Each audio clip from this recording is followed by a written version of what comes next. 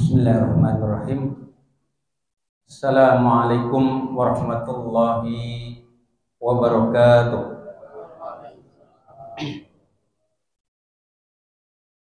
Alhamdulillah. Alhamdulillahilladzi an'ama alaina bi ni'matil iman wal islam. Asyhadu an la ilaha illallah wahdahu la syarika lah. Wa asyhadu anna wa nabiyyana Muhammadan abduhu wa rasuluhu la nabiyya ba'da. Allahumma salli ala abdika wa nabiyyika wa rasulika nabiyil ummi wa ala alihi wa sahbihi wa sallimu taslima. Amma ba'd, faqad qala Allah ta'ala fi kitabihil karim. A'udzu billahi minasy syaithanir rajim. Ya ayyuhalladzina amanu taqullaha haqqa tuqatih wa la tamutunna illa wa antum muslimun. Wa qala aidan ya ayyuhalladzina amanu kutiba alaikumus syiyam kama kutiba alal ladzina min qablikum la'allakum tattaqun. Ya ayyuhalladzina amanu dkhulu fis silmi kafah wa la tattabi'u khutuwatis syaitan innahu lakum aduwwum mubin. Ikhwanul iman rahimakumullah, hadirin jamaah salat Isya berjamaah dan akan dilanjutkan dengan salat tarawih Masjid Baitul Mukminin yang insyaallah dimuliakan Allah. Puji dan syukur kita panjatkan kehadirat Allah Subhanahu wa ta'ala yang telah melimpahkan rahmat, taufik serta hidayahnya kepada kita semua, sehingga pada malam hari ini adalah malam yang ke-16 kali kita akan melaksanakan sholat tarawih, dan kita telah melaksanakan ibadah saum yang ke-15 kali, dengan harapan mudah-mudahan serangkaian amaliyah ibadah yang kita laksanakan wabil khusus di bulan Ramadan ini Allah terima, Allah catat sebagai amaliyah yang soleh. Salawat beserta salam senantiasa tercurah kepada Nabi kita Muhammad sallallahu alaihi wasallam, karena beliaulah satu-satunya sosok pemimpin umat yang telah mampu membawa dan menyelamatkan umatnya dari zaman kejahiliahan, dari zaman kebodohan, dari zaman ketidakadilan, dari zaman kegelapan, minadz-dzulumati ilan nur, menuju zaman terang benderang yang kita rasakan sekarang ini, yakni ad-dinul Islam, agama yang agung dan luhur, agama yang mulia dan sempurna, dan agama yang diridhoi oleh Allah Subhanahu wa ta'ala dapat kita rasakan hingga saat ini. Dan juga kepada keluarga, sahabatnya, dan insya Allah kepada kita selaku umatnya yang istiqomah di dalam mengamalkan, memperjuangkan, serta menghidup-hidupkan sunnah-sunnahnya hingga akhir zaman. Ikhwanul iman rahimakumullah, hadirin jamaah sholat Isya yang insya Allah dimuliakan Allah. Doa kita dikabulkan oleh Allah Subhanahu wa ta'ala. Betul nggak Bu? Yakin nggak Bu? Doanya dikabulkan, yakin nggak? Yakin. Kenapa yakinnya? Karena sebelum Ramadan ada doa yang senantiasa dipanjatkan, doa yang populer di kalangan umat Islam, bahkan sampai biasanya kalau pengajian ibu-ibu disyairkan. Bener nggak? Doanya apa Bu? Allahumma barik lana fi Rajaba wa Sya'bana wa ballighna fi Ramadhan. Ya Allah, berikanlah keberkahan di bulan Rajab. Bulan Rajab sudah lewat, artinya doa ibu dikabulkan, doa bapak dikabulkan. Bisa jadi keberkahan telah diperoleh waktu bulan Rajab. Dan juga berikanlah keberkahan di bulan Sya'ban.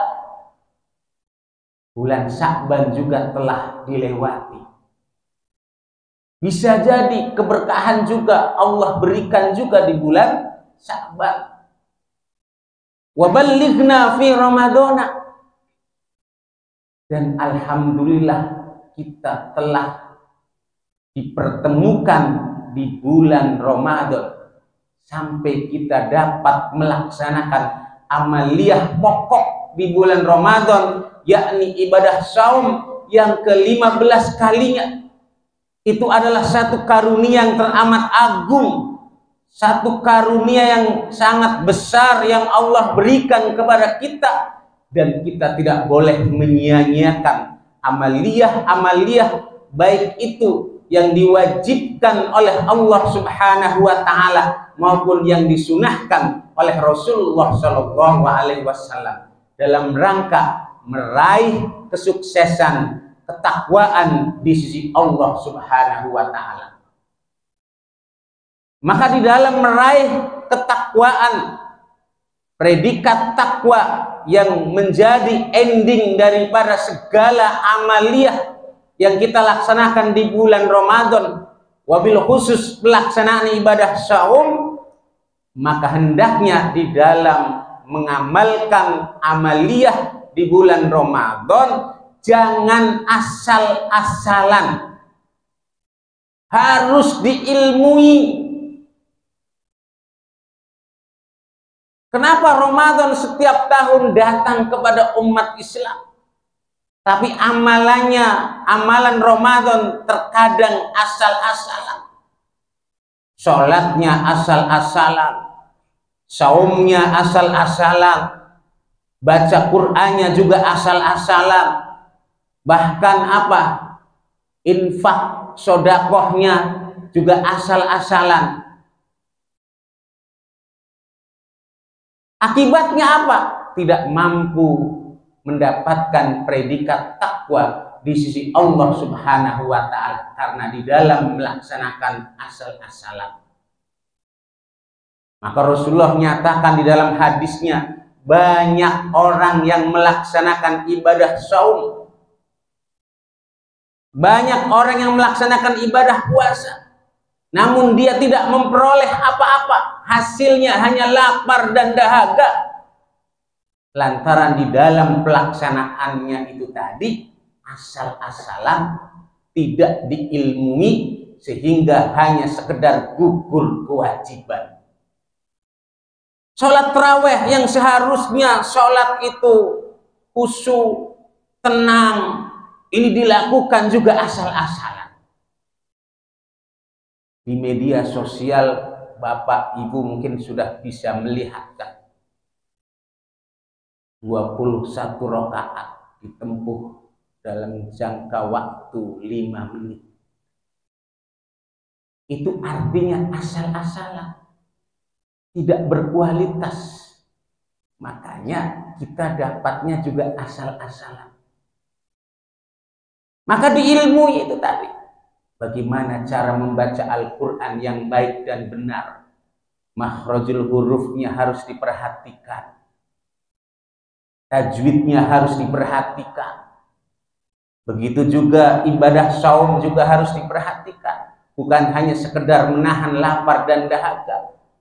Lisannya harus dijaga, pendengarannya harus dijaga, hati, jiwa, dan raganya sampai pikirannya juga harus dijaga agar senantiasa menahan. Begitu juga sholatnya, bukan hanya sekedar gugur kewajiban, harus betul-betul dihayati. diresapi, lalu diaplikasikan di dalam kehidupan kita sehari-hari. Karena apa? Karena Allah Subhanahu wa Ta'ala sedang mengobrol apa? Mengobrol kebaikan-kebaikan di bulan ini. Maka di dalam memperolehnya jangan asal-asal.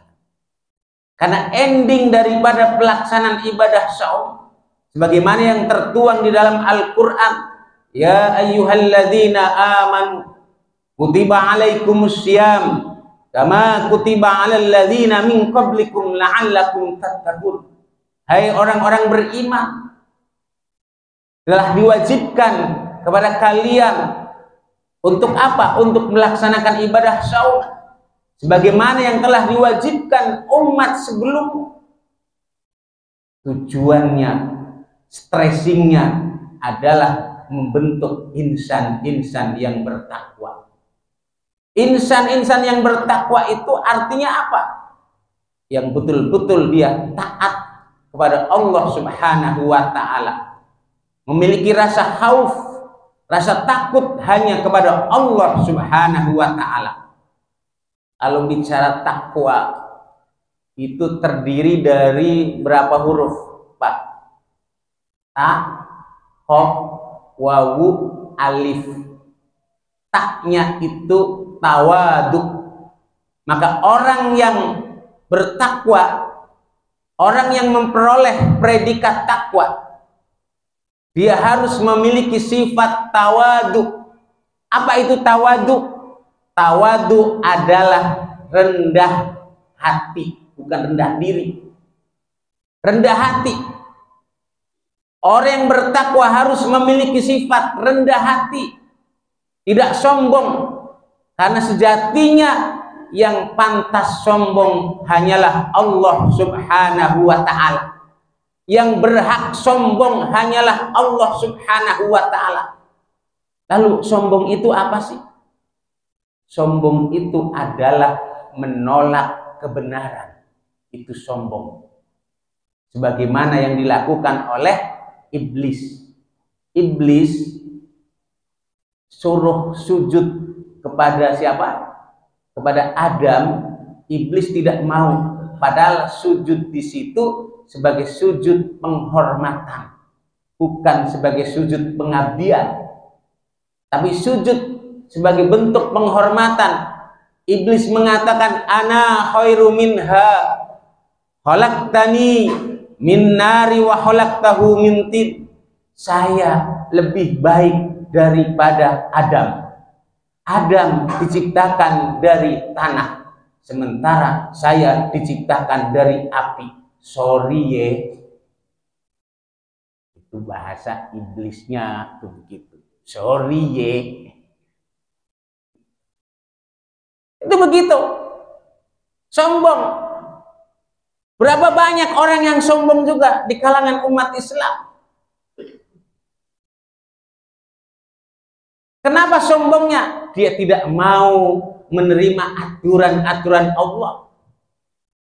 Tidak mau memakai hukum-hukum Allah. Menolak terhadap hukum Islam. Itu artinya sombong. Sifat mewarisi sifat iblis. Maka orang yang bertakwa hendaknya mampu menghasilkan rasa tawadu, rendah hati. Lalu yang kedua, huruf yang kedua, huruf qaf. Apa itu qaf, Bu?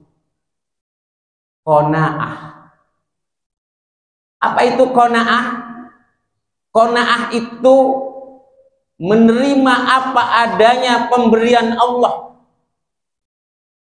baik maupun buruk. Mungkin tidak enak, menurut kita tidak enak, tapi kita terima dengan sebaik-baiknya. Kalau bapak ibu mendengar suaminya, oh pangkat jabatannya naik, apa yang ibu ucapkan? Alhamdulillah. Oh gajinya naik. Apa yang diucapkan? Alhamdulillah. Itu biasa, Bu.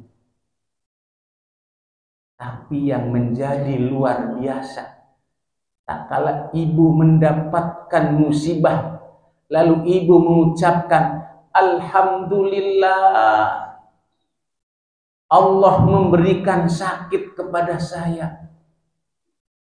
Itu sejatinya tauhid yang tinggi di hadapan Allah Subhanahu wa ta'ala adalah husnudzon billah. Baik sangka kepada Allah Subhanahu wa ta'ala. Menerima apa adanya pemberian Allah, baik maupun buruk.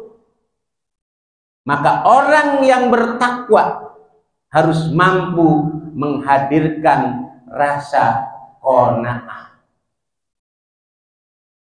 Lalu yang ketiga hurufnya adalah wawu. Apa itu wawu? Waro. Waro itu artinya kehati-hatian. Umat Islam harus hati-hati. Jangankan yang haram, yang subhat, yang makruh hendaknya ditinggalkan sebagai bentuk kehati-hatian.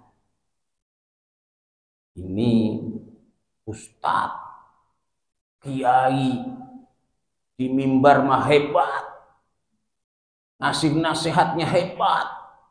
Mohon maaf nih, tapi masih terus.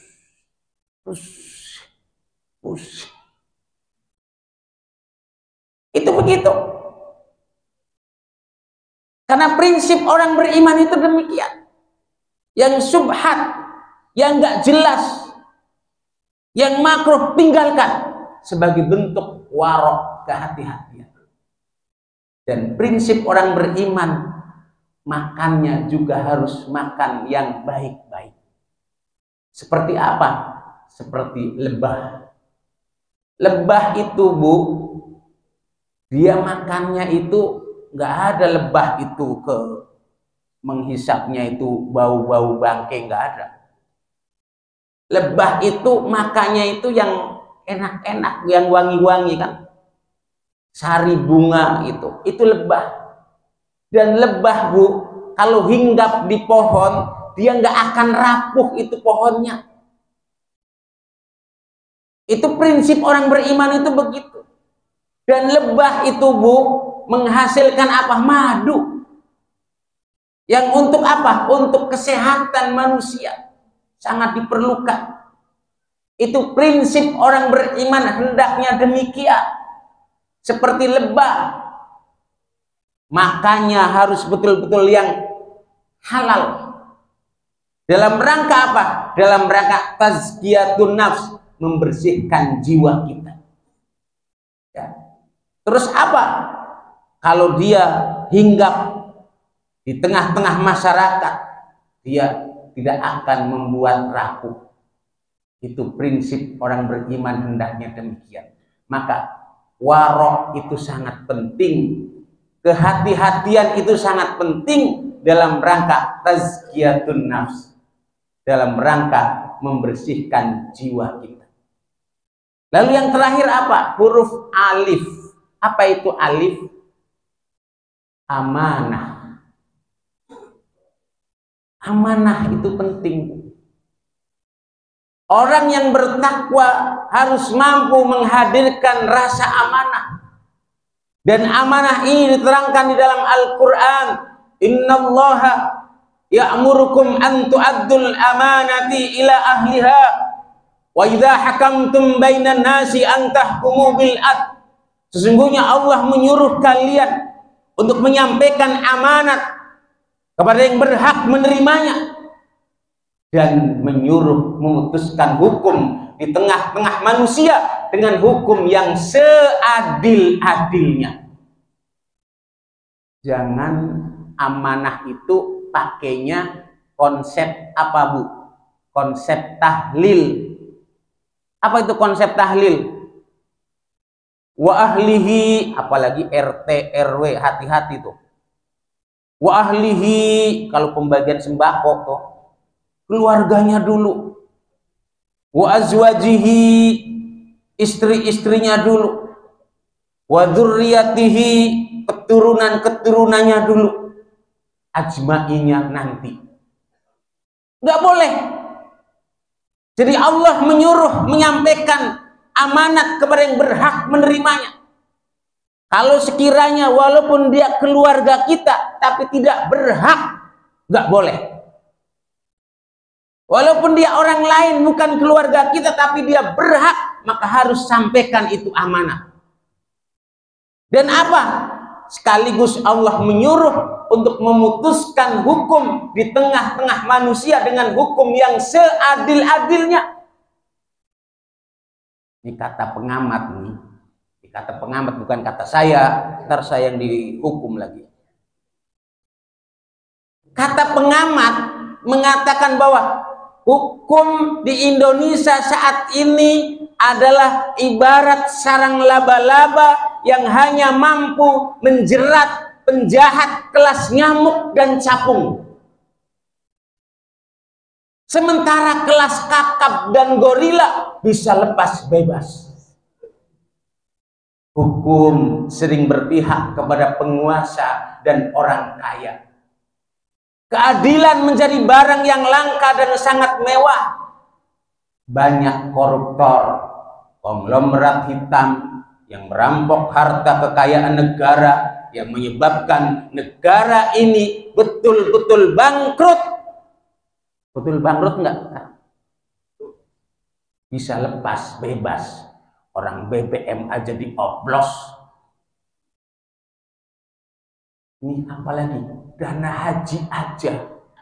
Kemarin berapa triliun tuh dana haji. Itu artinya apa? Orang yang melakukan bebas lepas sudah.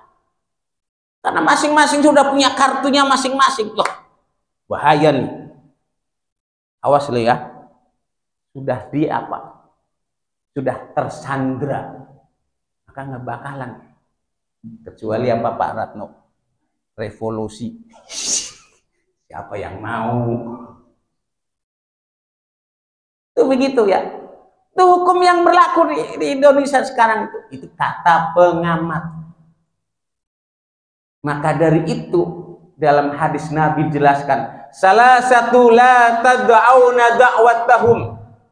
As-shaimu hatta yufattiru al-imamul ad wal mazlumu. Ada 3 kelompok doa manusia yang tak kalah bermunajat kepada Allah, munajatnya tidak akan ditolak oleh Allah. Yang pertama doanya siapa?